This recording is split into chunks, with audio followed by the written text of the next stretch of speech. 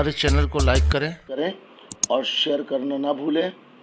उसके बाद सब्सक्राइब करें, आइकन बेल आइकन उसको प्रेस करें, जिससे आपको हमारे वीडियोस के नोटिफिकेशन मिलते रहें। मैंने पिछले दिनों में बताया कि प्रतिज्ञा को हमें कैसे प्राप्त करना है और परमेश्वर की प्रतिज्ञा को नए नियम में हर किसी व्यक्ति को प्राप्त करना है। जैसा पिछले दिनों में मैंने समझाया कि पौलुस ने भी बोला कि हम परमेश्वर की आत्मा को उस प्रतिज्ञा के द्वारा प्राप्त करें जिसकी प्रतिज्ञा हुई है, और उस आत्मा को हमें प्राप्त करना है जिसकी परमेश्वर ने प्रतिज्ञा की थी।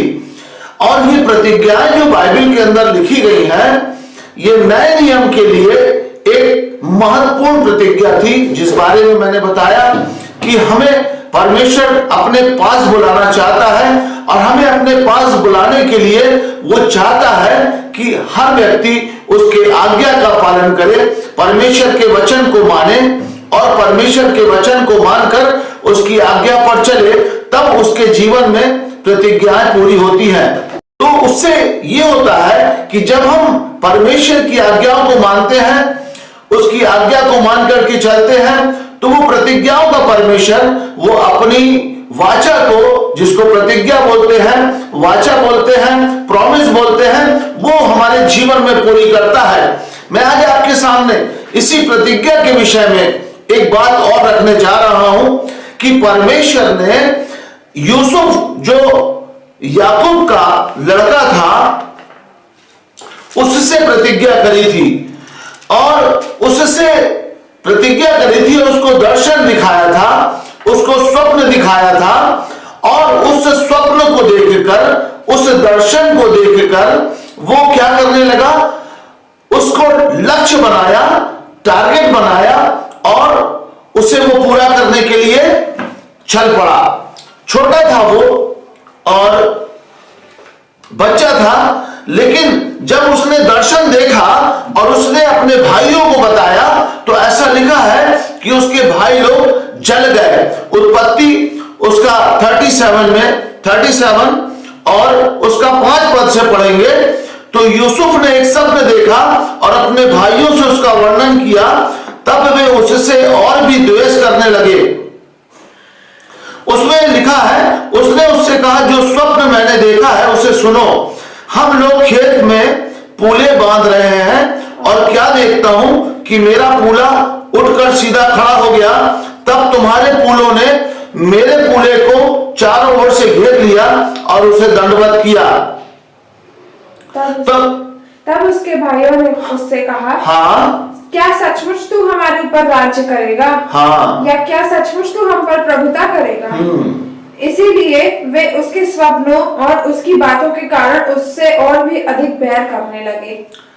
तो ये जो स्वप्न था, ये परमेश्वर ने उसे जो स्वप्न दिखाया था, ये स्वप्न जो है उसके लिए एक लक्ष्य बन गया, एक लक्ष्य बन गया, और यूसुफ उस लक्ष्य को प्राप्त करने के लिए निकल पड़ा, बचपन से निकल पड़ा। उसके भाइयों ने, अगर आप इसके आगे पूरी यूसुफ की कहानी पढ़ेंगे तो उन्होंने उसको क्या किया, गड्ढे में डाल दिया, उसके कपड़े में खून लगाया और अपने पिता को दिखाया कि तेरे बच्चे को जो है, जो जिसे तू बहुत चाहता था, उसे जानवरों ने खा गया। फिर उसके बाद उन्होंने क्या किया, यूसुफ को मिस्रियों के हाथ में बेच दिया। बोले, उन्होंने कहा कि अब वो गड्ढे में पड़ा होगा, इससे अच्छा इसको बेच दे। यूसुफ को मिस्रियों के हाथ में बेच दिया, वो बिक गया, गुलाम बन करके वो दूसरे देश में चला गया। आगे उसकी कहानी को जब आप पढ़ेंगे तो उसने क्या किया कि वहां पर भी उस लक्ष्य को लेकर के चलता रहा। और पोतीफर की पत्नी ने, वो बहुत सुंदर दिखता था, बहुत खूबसूरत था, तो पोतीफर की पत्नी ने उसके साथ व्यभिचार करने की कोशिश करी। तो ऐसा लिखा हुआ है, वो अपने वस्त्र छोड़ करके भागा वहां से, और उसके कारण उसको बंदी गृह में डाल दिया गया। लेकिन अब ये सोचने वाली बात है कि पोतीफर की पत्नी ने जब उसके साथ गलत काम करना चाहा, तो भी वो अपने दर्शन को लेकर के चल रहा था, उसने उसके साथ गलत काम नहीं किया, वहां से भाग गया और जेल जाना मुनासिब समझा, जेल जाना मुनासिब समझा। लेकिन बजाय इसके कि वो पाप करता, क्यों?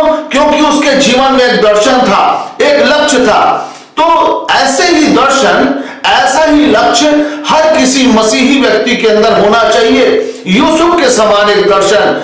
हमारा दर्शन क्या होना चाहिए? नए नियम के अनुसार हमारा लक्ष्य नए नियम के अनुसार क्या होना चाहिए? सबसे बड़ी बात उठती है। तो यूसुफ जो था, जब उस दर्शन को लेकर के चला तो उसने जेल चला गया, बंदी गृह में उसने दो लोगों को स्वप्न का अर्थ बताया।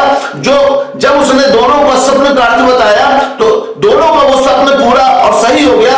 उसमें से एक जो है मार दिया गया और दूसरा फिर राजा का पिलाने हारा बन गया।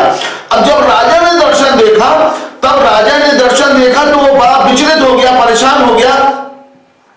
तो उसको उसके सेवक ने जो पिलाने हारा था, उसने यूसुफ की कहानी बताई कि यूसुफ नाम का एक व्यक्ति है बंदी गृह में जो दर्शन देखता है, और उसने दर्शन के बारे में मेरे और एक व्यक्ति और के बारे में, जिसे आपने उसे सजा दे दी, उसके बारे में दर्शन बताया था और दोनों के जीवन में वो दर्शन सही हो गया। तब राजा ने क्या किया? उसको अपने पास बुलवाया, तैयार करवा कर सजवा करके उसे, और उसने फिर राजा के स्वप्न के अर्थ को बता दिया।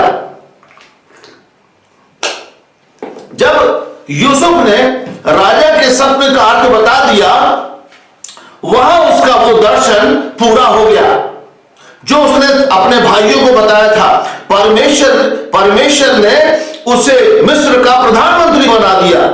जब आप पढ़ेंगे तो वो वहां का प्रधानमंत्री बन गया, और उसके भाई और उसके जितने भी रिश्ते कुटुंबी थे, वो जब अकाल पड़ा तो वो सारे उसकी शरण में आए। लेकिन यहां पर एक दो बातें हैं, बहुत गहरी बातें हैं, कि उसके भाइयों ने यूसुफ के साथ गलत बर्ताव किया था, उससे नफरत करते थे, उससे जलन और ईर्ष्या रखते थे। लेकिन यूसुफ ने अपने भाइयों के साथ नफरत नहीं किया, जलन नहीं करी, ईर्ष्या नहीं करी, और उनको बड़े आदर के साथ उनको उत्तम जगह दी और उत्तम जगह पर उनको ठहराया और उत्तम उपजाऊ भूमि उनको दी कि वहां पर वो रहे और अन्न जल की कमी नहीं होने पाई और वो अच्छे से रहे। ये बात हमें दर्शाती है कि जब हम उस लक्ष्य को लेकर के चलते हैं तो हमें यूसुफ के समान स्वभाव हमारा होना चाहिए। हमारे अंदर से हर एक ईर्ष्या और जलन, हर एक प्रकार की गलत भावनाएं निकल जाएं और परमेश्वर के साथ हमें एक सीधा रास्ता चलना है। और जब हम नए नियम के अंदर उस प्रतिज्ञा को प्राप्त करने के लिए, जिस बात की प्रतिज्ञा परमेश्वर ने योएल नबी के द्वारा करी थी, और वो प्रेरितों के काम दूसरे अध्याय उसके 104 पद के बीच में पूरी हो गई। उस प्रतिज्ञा को प्राप्त करने के लिए वो प्रतिज्ञा क्यों की गई है? वो प्रतिज्ञा इसलिए की गई है ताकि हम जो हमारा जो लक्ष्य है नए नियम के अंदर, सारी मानव जाति का जो लक्ष्य है, उस लक्ष्य को प्राप्त कर सके। उस लक्ष्य को प्राप्त करने के लिए परमेश्वर ने प्रतिज्ञा करी है। यूसुफ का लक्ष्य था, परमेश्वर ने उसे दर्शन दिया था कि तुझे मिस्र का प्रधानमंत्री बनना है।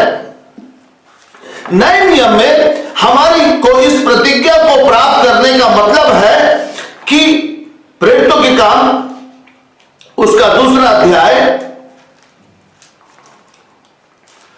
मैं बहुत गहरी बात आज आपको बताने जा रहा हूं। प्रेरितों के काम 2 अध्याय उसका 39 पद फिर से पढ़ना, वर्ष 39। क्योंकि यह प्रतिज्ञा तुम और तुम्हारी संतानों, यानी नए नियम के अंदर परमेश्वर ने पुराने नियम में एक आखिरी प्रतिज्ञा सारी मानव जाति के लिए करी, और उस सारी मानव जाति को उस प्रतिज्ञा को क्यों प्राप्त करना है, उसका सबसे महत्वपूर्ण पॉइंट मैं आपको सामने रखने जा रहा हूं। क्या लिखा है?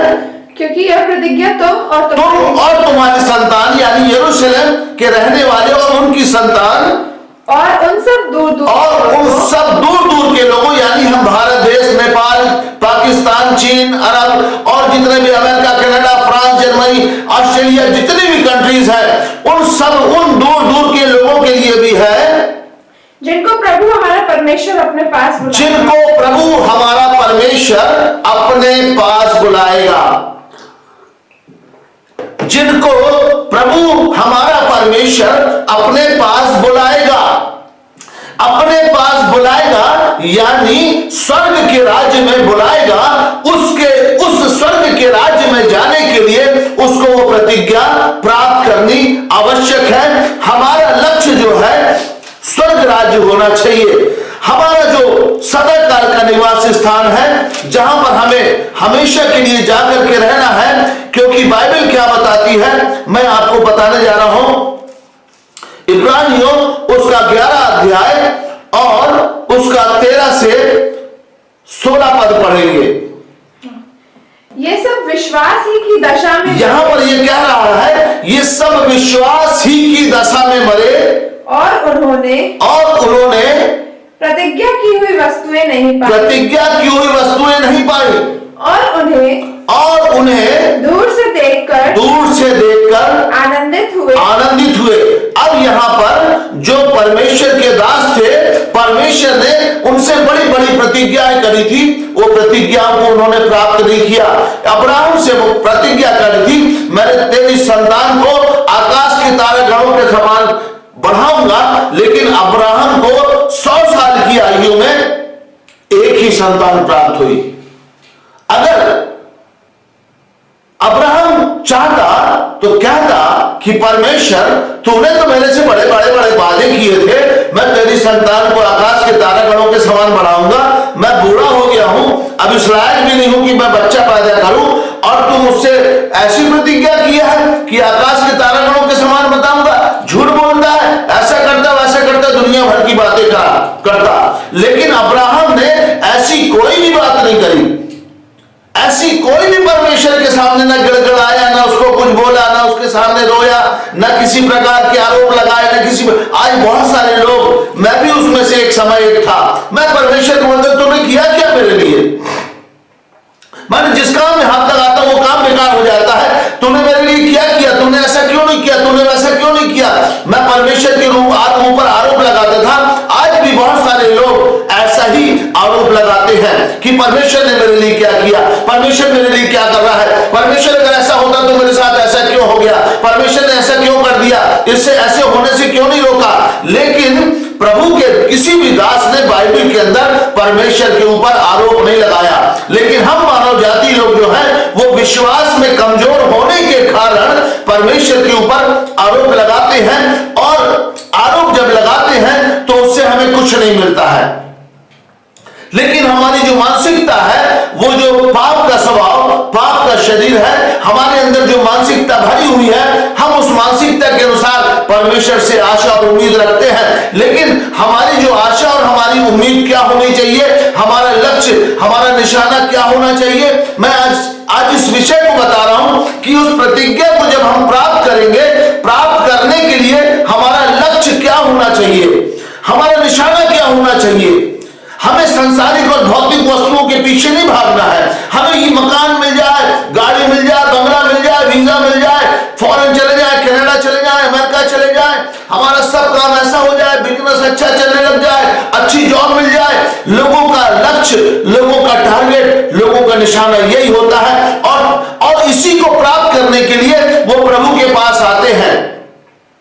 और जब वो इच्छाएं पूरी नहीं होती हैं तो फिर परमेश्वर को कोसने लगते हैं और परमेश्वर के सामने प्रश्न खड़े करने लगते हैं, परमेश्वर के ऊपर आरोप लगाने लगते हैं। और बहुत सारे लोगों की जिनकी बुलाहट है ऑलरेडी, उनके जीवन में वो पूरी हो जाती है। जैसे किसी को अगर बुलाहट है कि तू कनाडा में जाकर के नौकरी करेगा, और वो प्रभु के पास आया, उसने प्रार्थना कराया और वो कनाडा चला गया, तो वो तो खुश हो गया कि मेरी जो है परमेश्वर ने सुन ली। वो ऑलरेडी उसके जीवन में बुलाहट है।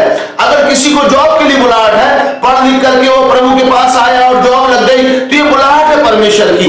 और किसी को बिजनेस की बुलाहट है, किसी को कई प्रकार की, नाना प्रकार की बुलाहट, हर व्यक्ति एक सांसारिक जीवन में बुलाहट लेकर के आता है।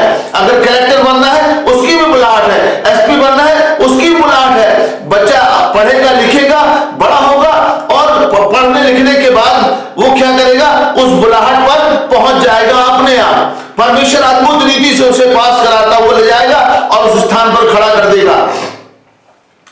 लेकिन अगर लोग इस उम्मीद से आते हैं परमेश्वर के पास कि मुझे नौकरी मिल जाएगी, मुझे बिजनेस मिल जाएगा, मुझे वीजा मिल जाएगा, मैं कनाडा और अमेरिका चला जाऊंगा, मेरे घर में धन संपत्ति अद्भुत हो जाएगी, नया बंगला, नई कार मिल जाएगी। तो ये गलत उम्मीद है, ये गलत आशा है। लेकिन हम जब बाइबल में ऐसा लिखा है, 32 अध्याय में जब हम पढ़ेंगे तो उसमें लिखा पहले परमेश्वर के धर्म और राज्य की खोज करो तो वो सब वस्तु जो तुम्हें चाहिए वो मिल जाएंगी। धर्म और राज्य की खोज करना, धर्म और राज्य यानी परमेश्वर, धर्मी परमेश्वर है, हमें परमेश्वर की खोज करना और उसके राज्य यानी स्वर्ग राज्य की खोज करना, जहां पर हमें जाना है। जब हम उसको खोज लेंगे तो हमें सब कुछ मिल जाएगा। अगर मान के चलिए क्यों मिल जाएगा, अगर मान के चलिए प्रभु ऐसे ही सबको दे दे, जैसे कोई आया प्रभु के पास, प्रभु से प्रार्थना किया, प्रभु ने उसको दे दिया और देने के बाद वो घूम गया, पैसा प्राप्त करने के बाद वो संसार में डूब गया, पाप में डूब गया, क्योंकि जब पैसा आता है तो वो अपने साथ बहुत सारी अभिलाषाओं को लेकर के आता है। और जब वो पैसा प्राप्त किया और संसारिक व्यक्ति था, आत्मिक नहीं था पूरी रीति से, और बहुत सारे आत्मिक लोग भी खींचे जाते हैं। जब पैसा आता है तो वो भटक जाते हैं, संसार में चले जाते हैं। और अगर ऐसा पैसा मिल जाए और लोग जो है वो भटक जाए और उनकी आत्मा नष्ट हो जाए, तो परमेश्वर तो ऐसा नहीं करेगा, बच्चे के हाथ में ब्लेड नहीं देगा। परमेश्वर कभी भी बच्चे के हाथ में ब्लेड नहीं देगा। पहले वो चाहता है कि हम परमेश्वर के धर्म और राज्य की खोज करें, परमेश्वर के खोजी बन जाए, फिर वो सब कुछ देना चाहता है। तब इसलिए देना चाहता है कि जब हम परमेश्वर को खोज लेंगे, परमेश्वर को प्राप्त कर लेंगे, तो हमारा सब कुछ परमेश्वर का हो जाएगा। जब हमारा सब कुछ परमेश्वर का हो जाएगा, तब परमेश्वर क्या करेगा, हमें सब कुछ दे देगा। तब हम किसी भी संसार की अभिलाषाओं में और संसार की बातों में नहीं उलझेंगे, नहीं फंसेंगे। तो यहां पर जो परमेश्वर के दास थे, इब्राहिम, इसहाक, याकूब, ये धनाढ्य लोग थे। यूसुफ धनाढ्य था, प्रधानमंत्री था, धनाढ्य लोग थे। इनका सब कुछ परमेश्वर का था। और देखिए, मैं बहुत गहरी बात बताना चाह रहा हूं। क्या लिखा है उसमें आगे, प्रतिज्ञा की हुई वस्तुएं नहीं पाई। इब्रानियों उसका 11 अध्याय उसका 13 पद से, पर उन्हें दूर से देखकर आनंदित हुए। यानी परमेश्वर ने जो प्रतिज्ञा की थी, जो वाचा मांगी थी, उसे उन लोगों ने नहीं पाया, लेकिन दूर से देखकर आनंदित हुए। दूर से देखकर आनंदित हुए यानी उन्होंने देख लिया। परमेश्वर ने कहा तेरी संतान को आकाश के तारागणों के समान बढ़ाऊंगा, तो उसने देख लिया इमेजिन करके कि मेरी संतान आकाश के तारागणों के समान है, और वो आनंदित हो गया। आगे क्या लिखा है, आनंदित हुए और मान लिया कि हम पृथ्वी पर, अब देखिए महत्वपूर्ण बात, और मान लिया कि हम इस पृथ्वी पर परदेशी और बाहरी है। हम इस पृथ्वी पर परदेशी और बाहरी हैं। हम इस पृथ्वी पर परदेशी और बाहरी हैं, सदा काल इस पृथ्वी पर नहीं रहेंगे। हर इंसान की एक उम्र है, एक आयु है, किसी की 50 साल, किसी की 55 साल, किसी की 60 साल, किसी की 65 साल, किसी की 70 साल, किसी की 80 साल, हाईएस्ट 100 साल तक जी जाएगा, लेकिन उसे एक दिन इस पृथ्वी को छोड़ करके जाना है। तो मान लिया, अब जाना कहां है, उस जगह की ये बात कर रहे हैं। हम मान लिया कि इस पृथ्वी पर परदेशी और बाहरी है, जो ऐसी बातें कहते हैं। यानी यहां पर कह रहा है जो ऐसी बातें कहते हैं, यानी जो लोग ऐसी सोच रखते हैं, जो मसीही लोग ऐसी सोच रखते हैं कि हम इस पृथ्वी पर परदेशी और बाहरी हैं। क्या लिखा है, जो ऐसी बातें करते हैं, वे प्रकट करते हैं कि स्वदेश की खोज में है।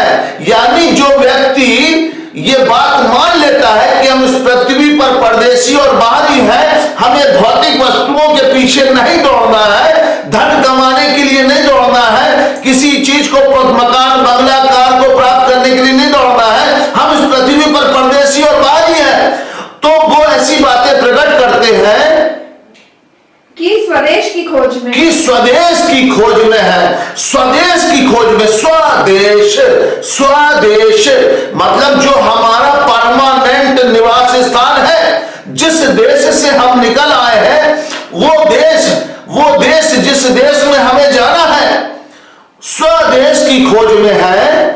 और जिस देश से वे निकल आए थे, और जिस देश से वे निकल आए थे, यदि उसकी सुधि करते तो उन्हें लौट जाने का अवसर था। जिस देश से निकल आए थे, यानी जब हम मसीह को नहीं जानते थे, मसीह को नहीं मानते थे, हम बंधुआई में, गुलामी में, दुष्ट आत्माओं की बंधुआई और गुलामी में पड़े हुए थे और जकड़े हुए थे और उनके रीति रिवाजों में उलझे हुए थे। तो लिखा हुआ है कि जिस देश से वे निकल आए थे, यदि उसकी सुधि करते, यानी जिस पाप के देश से निकल आए थे, उस देश की यदि सुधि करते तो उन्हें लौट जाने का अवसर था। यानी आज भी बहुत सारे प्रभु को ग्रहण करने वाले लोग, प्रभु को मानने वाले लोग आए प्रभु के पास, कुछ दिन प्रभु के साथ रहे और उनकी इच्छाएं, अभिलाषाएं पूरी नहीं हुई तो वे वापस लौट करके चले गए, वापस संसार में चले गए, वापस वो अपने जहां से निकल के आए थे उसी स्थान पर चले गए। तो इन लोगों को, जो लोग स्वदेश की खोज में रहते हैं, जो इस बात को मान लेते हैं कि हम इस पृथ्वी पर परदेशी और बाहरी हैं, वो इस बात को प्रकट करते हैं कि वे, क्या लिखा हुआ है, प्रकट करते कि स्वदेश की खोज में है। और आगे क्या लिखा है, जिस देश से वे निकल आए थे, यदि उसकी सुधि करते तो उन्हें लौट जाने का अवसर था। पर इसको पढ़िए, बहुत महत्वपूर्ण पद है। पर वे एक उत्तम अर्थात स्वर्गीय देश की अभिलाषी हैं। इसलिए परमेश्वर उनका परमेश्वर कहलाने में नहीं लग जाता। यानी यदि हम और आप ये बात मान लेते हैं कि इस पृथ्वी पर परदेशी और बाहरी हैं और हम स्वदेश की खोज करते हैं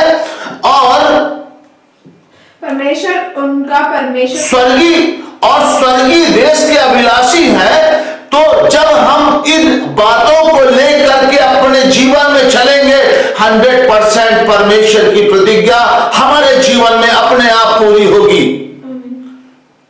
और परमेश्वर की प्रतिज्ञा इसलिए है कि परमेश्वर आपको और मुझे नष्ट नहीं होने देना चाहता, नरक नहीं ले जाने देना चाहता।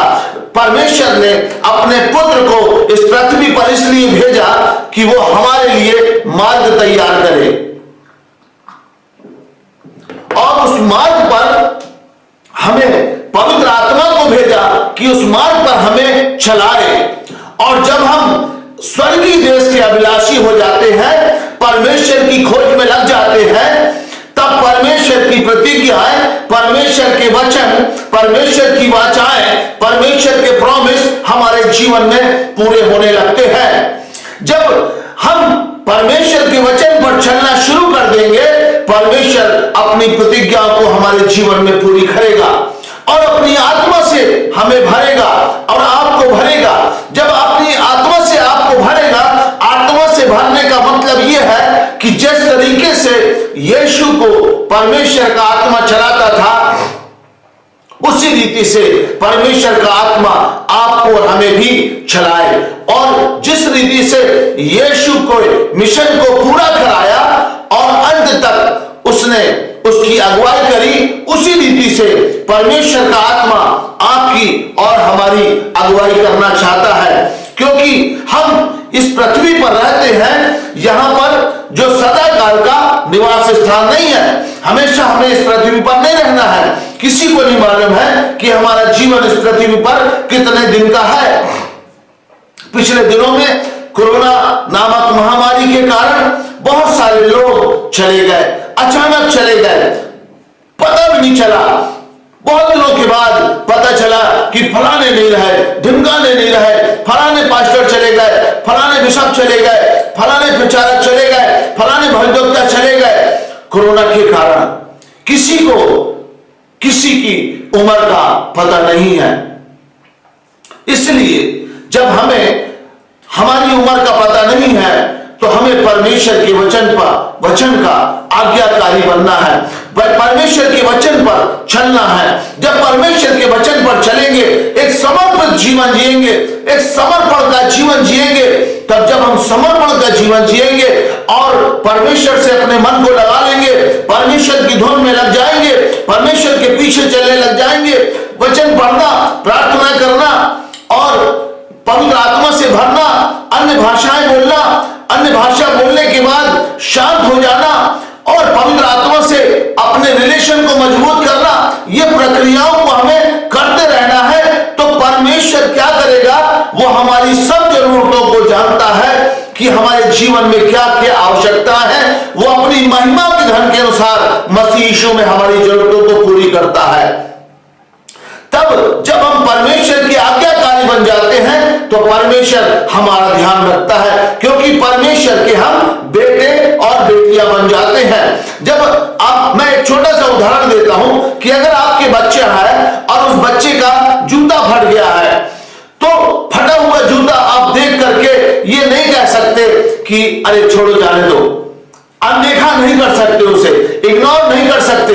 आपका दिल पसीजने लगेगा कि मेरे बेटे का जूता फट गया है, और आप क्या करोगे? आप अपने बेटे के लिए, बेटा बोलेगा भी नहीं, लेकिन आप अपने बेटे के लिए जूता लेकर के आओगे और उसे नया जूता पहनाओगे। यदि उसके कपड़े फट गए हैं या पुराने हो गए हैं, तो माँ बाप देखते हैं कि उसके कपड़े फट गए हैं या पुराने हो गए हैं, तो मेरे बेटे को नए कपड़ा पहनाते हैं, पहनना चाहिए। तो वो बाजार से जाएंगे और उसके लिए नया कपड़ा लेकर के आएंगे। इवन अंडर गारमेंट तक का ध्यान रखते हैं कि इसके बेटे की मेरे अंडर गारमेंट खराब हो चुका है, फट गया है, चलो लेकर के आ जाते हैं। बच्चा बोलता भी नहीं है। मैं अपने जीवन में, मेरी माँ थी, मेरा पूरा ख्याल रखती थी, मुझे खुद नहीं मालूम मेरे को किस साइज के कपड़े लगते हैं, वो मेरी माँ खुद लेकर के आती थी। और मेरी माँ मेरे लिए पैंट शर्ट के कपड़े, मोजे लाना है, जो कुछ भी लाना है, उनको सब मालूम था और वो लेकर के आती थी। तो मेरी माँ खुद ध्यान रखती थी। इस बात से मैं समझ सकता हूं कि एक माँ और बाप जब ऐसे होते हैं तो हमारा स्वर्गीय पिता कैसा ना होगा। स्वर्गीय पिता जिसने आपको और हमें बनाया है, पूरी संसार की मानव जाति को बनाया है, और उसने इतना प्यार किया कि अपने इकलौते पुत्र को दे दिया, तो आपका ख्याल क्यों नहीं रखेगा? आपकी जरूरतों को क्यों नहीं पूरा करेगा?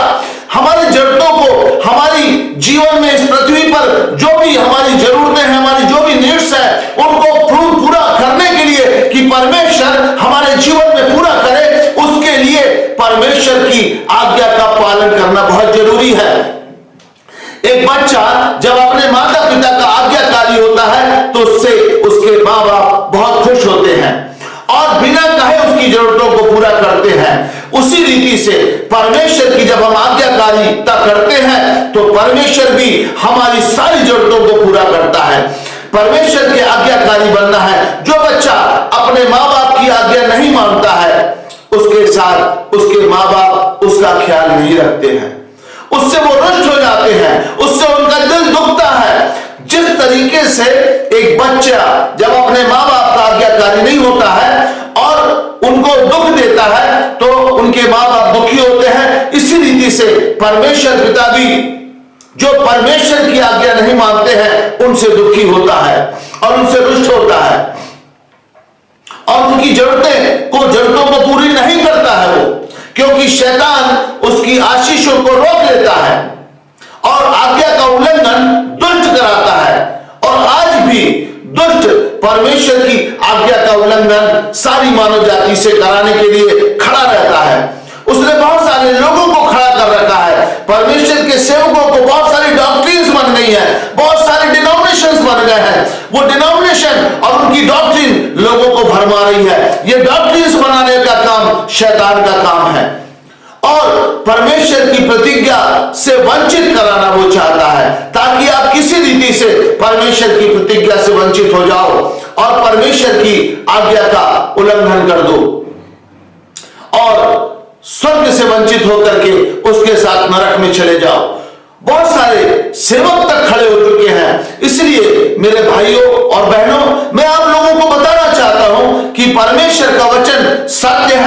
इस वचन में मिलावट नहीं है, जैसा लिखा है उसको वैसा ही माने, वैसा ही ग्रहण करे, जैसा बाइबल के अंदर लिखा गया है, जैसा बाइबल के अंदर बताया गया है और जैसी घटना बाइबल के अंदर हुई है वो बातें आपके भी जीवन में पूरी होनी चाहिए। जब वो बातें आपके जीवन में पूरी होंगी तब आपको भी पता चलेगा कि मैं वचन के अनुसार सही चल रहा हूं। और अगर बाइबल के वचन के अनुसार घटना नहीं घटी है तो आप समझ जाइए कि आप बहकाए जा रहे हैं, भरमाए जा रहे हैं, या आप परमेश्वर की आज्ञा का उल्लंघन कर रहे हैं। मैं आपको एक छोटी सी बात बताना चाहता हूं। यीशु मसीह जब इस पृथ्वी पर आया उसने 12 चेले बनाए, 12 चेले बनाए और उसमें से एक चेले ने परमेश्वर के साथ विश्वासघात किया, यीशु के साथ यीशु को पकड़ाया और उसने क्या किया, फांसी लगाकर आत्महत्या कर ली। 11 बचे, 11 में फिर एक मिलाकर के 12 किया गया और वो 12 चेलों ने परमेश्वर की आज्ञा का पालन किया। 12 चेलों के साथ मिलाकर 120 लोगों ने परमेश्वर की पहली आज्ञा को पूरा किया और उपरोटी कोठरी में प्रार्थना करने लग गए। तो ये बातें जो लिखी हुई हैं, ये बातें इसलिए लिखी गई हैं कि पढ़ने वाला इसे पढ़े और समझे और सीखे और अपने जीवन में इसे लागू करे। ऐसा ही उसके जीवन में भी होना ही चाहिए। अब वो जो 120 लोग थे वो पवित्र आत्मा से भर गए। फिर 3000 लोगों को सुसमाचार सुनाया गया। उसके बाद जब पतरस आत्मा से भरकर उन्हें सुसमाचार सुनाया, उन 3000 लोगों ने मन फिरा लिया और यीशु मसीह को ग्रहण कर लिया और पवित्र आत्मा से भर गए। फिर सामरिया में यीशु मसीह को लोगों ने ग्रहण कर लिया और जब यीशु मसीह को ग्रहण कर लिया तो चेलों को पता चला, तो वो चेले वहां सामरिया गए और सामरिया में उन चेलों के ऊपर हाथ रखे और वो पवित्र आत्मा से भर गए। फिर यीशु के चेले प्रेरितों के काम में जब आप आगे पढ़ोगे 10 अध्याय, उसके अंदर अन्य जाति लोग जो थे, अन्य जाति लोग परमेश्वर के आत्मा से भर गए। सुसमाचार सुना रहा था पतरस और सुसमाचार सुनाते सुनाते पवित्र आत्मा सुनने वालों पर उतर आया और वे सब भी अन्य अन्य भाषा बोलने लग गए। फिर चौथी घटना प्रेरितों के काम 19 अध्याय में घटी और वहां पर भी जब पौलुस ने उनके ऊपर हाथ रखे तो वह भविष्यवाणी अन्य भाषा बोलने लगे और भविष्यवाणी करने लग गए। ये बातें इसलिए लिखी हुई हैं, ये बातें इसलिए लिखी हुई है ताकि आप भरमाए ना जाओ, आप किसी रीति से विस्मित ना हो। बाइबल में जो बातें लिखी हैं इसलिए लिखी है कि आप पढ़ो और उसे अपने जीवन में लागू करो। आप पढ़ो और उसे अपने जीवन में लागू करो कि भाई वहां पर जो घटना घटी उपरोटी कोठरी में वो मेरे साथ हुआ कि नहीं, अन्य जातियों के ऊपर आत्मा उतरा, मेरे साथ क्यों नहीं उतरा। पौलुस ने हाथ रखा 12 लोगों पर, वो आत्मा से भर गए, मेरे साथ हुआ कि नहीं हुआ। ये आपको हमें जांचना है, हर एक बाइबल पढ़ने वाले को जांचना है। ये नहीं कि कोई अगर बता रहा है कि अन्य भाषा बोलना कोई जरूरी नहीं है, मैं अन्य भाषा को नहीं मानता नहीं मानता नहीं मानता, तो हम भी मान लें उसकी बात को। वो कहता है अन्य भाषा को फलानी भाषा में ग्लोसा और डियलेक्टोस बोला जाता है, इसका मतलब है भाषाएं। तो उसने अगर सर्च करके गूगल महाराज से खोज करके बताया तो हम भी उसको मान लिए। उसकी बात को नहीं मानना है, बाइबल क्या कहती है उसे हमें मानना है।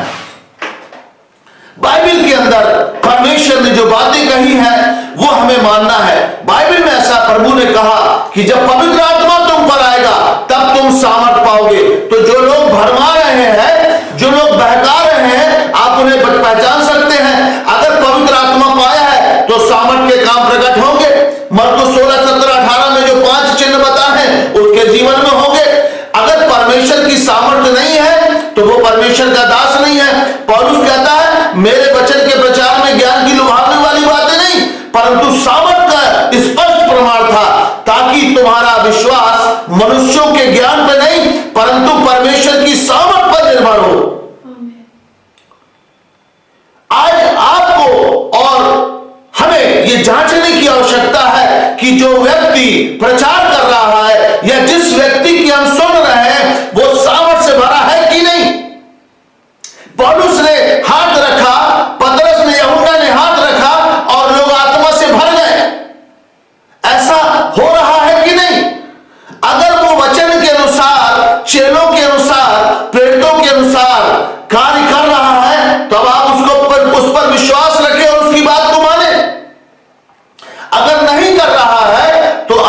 बात को ना माने। बहुत सारी गलत शिक्षाएं इस पृथ्वी पर फैल चुकी हैं, क्योंकि अंत का समय निकट आ चुका है। यीशु के आगमन का समय बहुत निकट है। आप सब पूरे देश की स्थितियों को देख करके अंदाजा लगा सकते हैं कि बाइबल के अंदर लिखी बातें पूरी हो रही है। तो आप और हमें कैसे तैयार रहना है, क्या करना है, हम छूट ना जाए, हमारी आत्मा नष्ट ना हो जाए, फिर कोई अवसर नहीं रहेगा। अभी अवसर है, जब तक हम जीवित हैं हमारे पास अवसर है। परमेश्वर की खोजी बन जाए। ऐसा लिखा है कि परमेश्वर की खोज में लग जाओ। जब तक उसे ढूंढते रहो, जब तक वो मिल सकता है, तब तक परमेश्वर को खोजना है। धर्म और राज की खोज करना है, बाइबल के अंदर लिखा हुआ है। परमेश्वर की खोज, इस वचन को गलत एक्सप्लेन किया जाता है। परमेश्वर के धर्म और राज की खोज करो तो वह सब वस्तुएं तुम्हें मिल जाएंगी। तो वो क्या बोला जाता है कि परमेश्वर के राज को खोजने के लिए बीज बो, दसवां दो, दान दो। कितने लोग दान और दसवां देते हैं, परमेश्वर का राज उन्हें नहीं मिला है। कितने लोग देते देते निपट चुके हैं, खत्म हो गए हैं। कहां गए उनकी आत्मा खुदा जानता है, बिना उद्धार पाए चले गए। परमेश्वर के राज और धर्म की खोज करने का मतलब है परमेश्वर जो धार्मिकता है, धर्म शब्द नाम कुछ नहीं है, धार्मिकता शब्द है। एक्चुअली धार्मिकता, परमेश्वर हमारी धार्मिकता है। परमेश्वर धर्मी परमेश्वर है।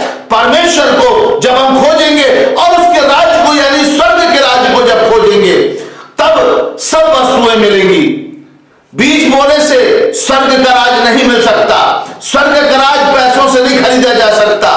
आप अपनी सारी संपत्ति दे दो तो भी आप स्वर्ग के राज को नहीं खोज सकते, न प्राप्त कर सकते। यीशु मसीह ने कहा अपनी संपत्ति बेच और मेरे पीछे हो ले। वो धनवान का मुंह उतर गया, गला सूख गया और वापस चला गया।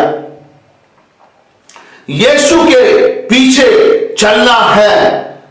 पैसा यीशु के पीछे नहीं लेकर के जाएगा, और पैसे से आप परमेश्वर के और परमेश्वर के राज्य को या परमेश्वर की सामर्थ को नहीं खोज सकते। उसको खोजने के लिए प्रार्थना करना पड़ेगा, समर्पण करना पड़ेगा।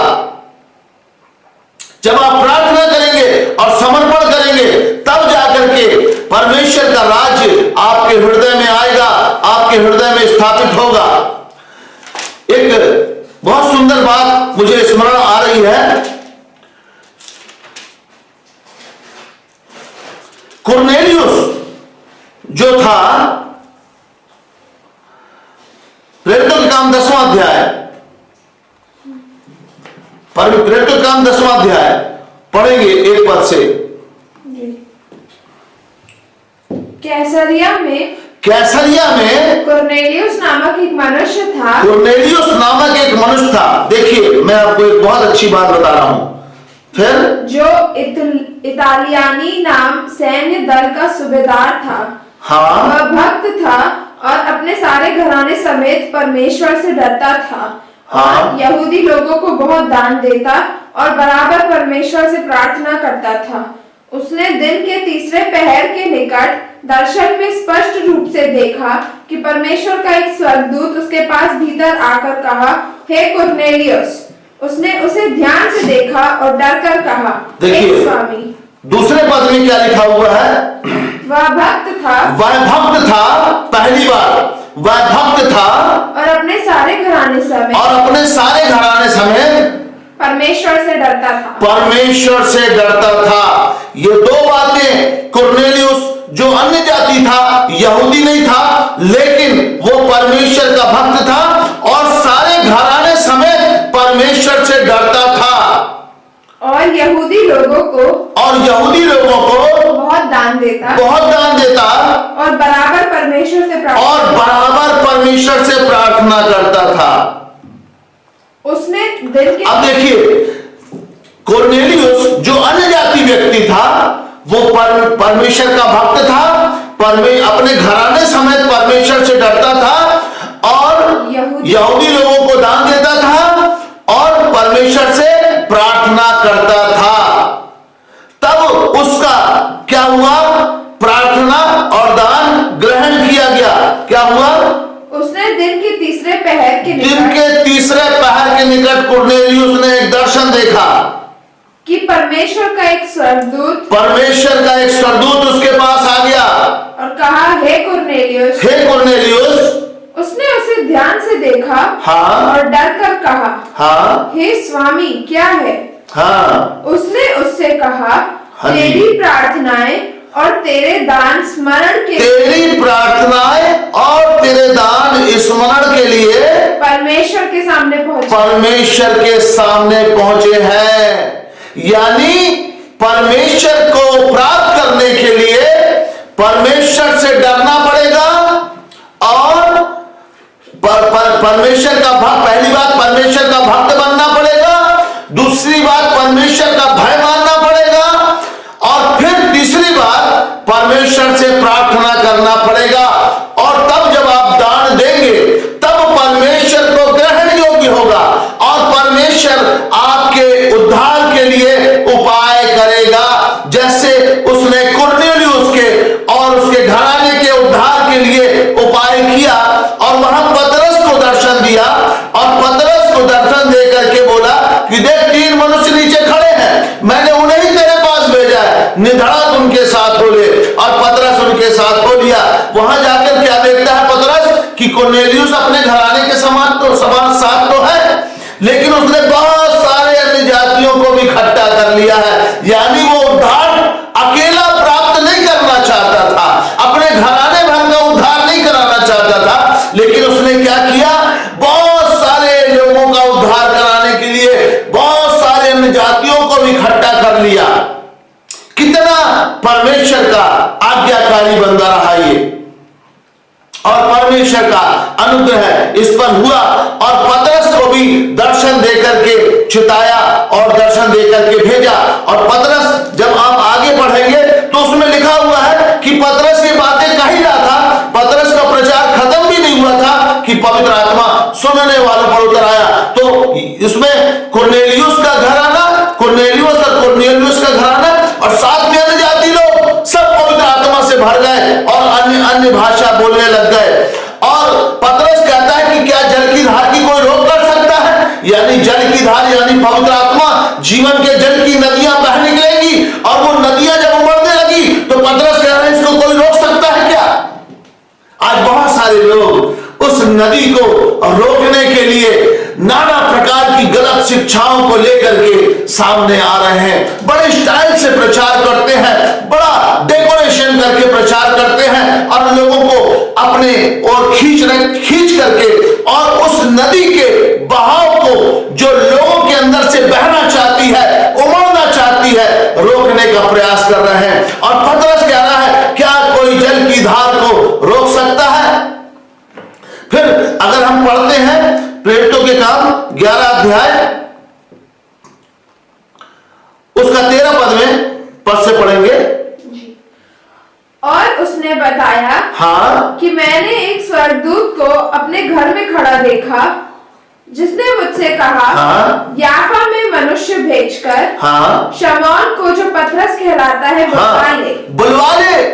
आगे वह तुझसे ऐसी बातें वह तुझसे, स्वर्गदूत ने बताया, वह तुझसे ऐसी बातें कहेगा जिनके द्वारा तू और तेरा सारा घराना उद्धार पाएगा। देखिए, स्वर्गदूत कुरनेलियुस को बता रहा है कि याफा में सिमोन चमड़े वाले के यहां प्रभु का एक दास रुका हुआ, उसे अपने यहां बुलवा ले और वो तुझे ऐसी बातें सुनाएगा जिससे तू और तेरा सारा घराना उद्धार पाएगा। देखिए कितनी बड़ी बात है। आज उद्धार का सुसमाचार लेकर के आपके पास कौन आ रहा है? कौन पतरस के समान उद्धार कराना चाहता है आपका?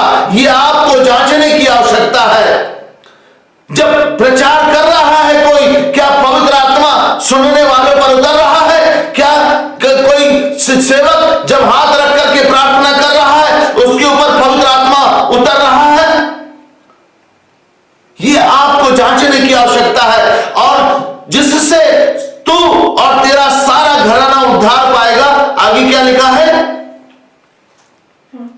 जब मैं बातें करने लगा, पतरस बता रहा है, तो पवित्र आत्मा उन पर उसी रीति से उतरा। पवित्र आत्मा उन पर उसी रीति से उतरा जिस रीति से आरंभ में हम पर उतरा। जिस रीति से आरंभ में हम पर उतरा था। ये कितनी बड़ी बात गवाही दे रहा है, जिस रीति से हम पर आरंभ में उतरा था।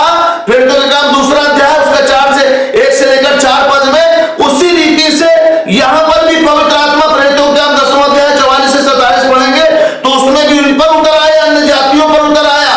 और क्या हुआ? जिस रीति से आरंभ में तब मुझे प्रभु का वचन वह वचन स्मरण आया जो उसने कहा, यूहन्ना ने तो पानी से बपतिस्मा दिया, परंतु तुम पवित्र आत्मा से बपतिस्मा पाओगे। तो क्या ऐसा पवित्र आत्मा का बपतिस्मा आपका हुआ है? ये आपको जानने की आवश्यकता है। कितना स्पष्ट वचन लिखा हुआ है। कोई भी आपकी आंख में मिर्ची नहीं डाल सकता, कोई भी आपको भड़वा नहीं सकता। अगर आप बाइबल को पढ़ेंगे तो पतरस कह रहा है, बड़े दावे के साथ कह रहा है और गवाही दे रहा है इस बात की, जिस रीति से आरंभ पर हम पर उतरा उसी रीति से इन पर उतरा। और क्या हुआ आगे? अतः जबकि परमेश्वर ने उन्हें भी वही दान दिया जो हमें प्रभु यीशु मसीह पर विश्वास करने से मिला। तो मैं कौन था जो परमेश्वर को रोक सकता था? यह सुनकर बस। तो यहां पर पतरस कह रहा मैं कौन होता था, मैं रोक सकता था। तो पतरस नहीं रोका, पतरस ने किसी को नहीं रोका। पतरस तो प्रचार कर रहा था, लेकिन परमेश्वर ने देखा कि इन लोगों के मन फिर गए हैं, इन्होंने अपना मन को मेरी ओर लगा लिया और हृदय को खाली कर दिया है। उसने अपने आत्मा को उंडेल दिया और पतरस ने कभी नहीं रोका। यहां पर बोल रहा है कि उसने बताया, फिर तो 10वां अध्याय उसका 10 अध्याय उसका 46 पर 45-46 पर पढ़ना। और जितने खतना किए हुए विश्वासी पतरस के साथ आए थे वे सब चकित हो गए कि अन्य जातियों पर भी पवित्र आत्मा का दान उंडेला गया है। क्योंकि अब देखिए दान उंडेला गया तो क्या हुआ? क्योंकि उन्हें भांति भांति की भाषा बोलते और परमेश्वर की बड़ाई करते सुना। ये घटना जब पवित्र आत्मा का दान किसी पर उंडेला गया तो क्या ये घटना उसके जीवन में या आपके जीवन में पूरी हुई कि आपने भी भांति की भाषा बोली और परमेश्वर की बड़ाई करी या भविष्यवाणी करी? अगर नहीं करी तो अभी भी मौका है, आत्मा से भर जाए। बाइबल के अंदर जो बातें लिखी है वो यूं ही नहीं लिखी हुई है कि उन्हें किनारे कर दिया जाए या ना माना जाए, लेकिन बाइबल में बातें इसलिए लिखी है कि हम इसको पढ़ें और अपने जीवन में लागू करें और परमेश्वर की जो योजना है उस योजना को प्राप्त करें, उस योजना पर हम चलने पाए और परमेश्वर की इच्छा को पूरी करने पाए और स्वर्गीय देश में जहां पर परमेश्वर ने हमें बुलाया है, जब इस शरीर को त्यागे तो हम वहां जाने पाए। परमेश्वर की इच्छा यही है। तो हमारी इच्छा ये होनी चाहिए कि हम उस प्रतिज्ञा को प्राप्त करने के लिए जो परमेश्वर ने हमसे करी है, उस प्रतिज्ञा को प्राप्त करने के लिए परमेश्वर के डर में, परमेश्वर के भय में, परमेश्वर का भक्त बनकर प्राप्त किया जा सकता है। जैसे कुरनेलियुस ने प्राप्त किया, यूसुफ ने प्राप्त किया, उसी रीति से हम भी उस प्रतिज्ञा को प्राप्त कर सकते हैं जिसकी प्रतिज्ञा परमेश्वर ने योएल नबी के द्वारा अंत के दिनों के लिए कही थी और वो प्रतिज्ञा आपके जीवन में पूरी होगी। तो उसके लिए आप और हमें भक्त बनना पड़ेगा। और मैंने अपने वीडियो के अंदर बताया है समर्पण क्या है। लोगों को समर्पण नहीं मालूम है, मैंने समर्पण के बारे में बताया है, भक्ति की परिभाषा बताई बताई है, भक्ति क्या है, कैसे परमेश्वर के भक्त बने, सब मैंने बताया है, कैसे मन फिराए मैंने बताया है। प्रार्थना एक प्रभु के पास आए व्यक्ति को, मसीही व्यक्ति की एक अलौकिक जीवन शैली होनी चाहिए, सुपर नेचुरल लाइफ स्टाइल होनी चाहिए, उसके बारे में मैंने बताया है। और सामर्थी प्रार्थना के बारे में बताया है। आप उन बातों को अपने जीवन में लागू करके, सुन करके, लागू करके और परमेश्वर की उस प्रतिज्ञा को प्राप्त कर सकते हैं, आत्मा से भर सकते हैं। आत्मा से भरने के बाद के जीवन के भी बारे में मैंने बताया है कि हम कैसे आत्मा से भरने के बाद का जीवन जिए, जिससे आपका और आपका घराना उद्धार पाए, आपका पूरा परिवार उद्धार पाए, आपका समाज उद्धार पाए और आप एक उद्धार का कारण बनने पाए, बहुतों के लिए आशीष का कारण बनने पाए। परमेश्वर की इच्छा यही है और मैं भी आपसे यही बताना चाहता हूं कि जो वचन में लिखा है मैं उसी को ही एक्सप्लेन करता हूं, एज इट इज बताता हूं। वचन को मैं नहीं बताता कि ये हमारे लिए नहीं है या इसको मानना जरूरी नहीं है या मैं इसको नहीं मानता। ठीक है, मैं परमेश्वर का दास हूं, जैसा वचन में लिखा है वैसा ही मुझे आपको बताना है। और बहुत सारे दास हैं जो वो भी प्रचार करते हैं, उन्हें भी आपको वचन से ही परखना बहुत जरूरी है। प्रभु आप सबों को बहुत बहुत आशीष दे।